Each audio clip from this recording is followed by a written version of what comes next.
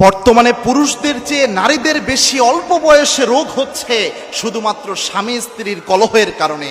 অনেক মহিলা রয়েছে যারা অল্প বয়সে স্বামীর থেকে মানসিক যন্ত্রণা পাওয়ার কারণে, সংসার থেকে মানসিক যন্ত্রণা পাওয়ার কারণে অল্প বয়সে তার শরীরের মধ্যে ডায়াবেটিস সহ, হার্টের রোগ সহ অসংখ্য রোগ বাসা বেঁধে ফেলে। এটা কিন্তু বর্তমান বিজ্ঞান প্রমাণ করেছে। নারীদের তো রোগের পরিমাণ অনেক বেশি হচ্ছে, এটা একটা অন্যতম কারণ। এই জন্যে সংসারের যে পরিবেশ এটা সবসময় সুন্দর রাখতে হয়। আল্লাহর হাবিব সাল্লাল্লাহু আলাইহি ওয়াসাল্লামের বাহিরের পরিবেশ আল্লাহর হাবিব সাল্লাল্লাহু আলাইহি ওয়াসাল্লাম যেভাবে মেনটেন করতেন, তার ঘরটা ছিল তার মানসিক প্রশান্তির শ্রেষ্ঠ জায়গা।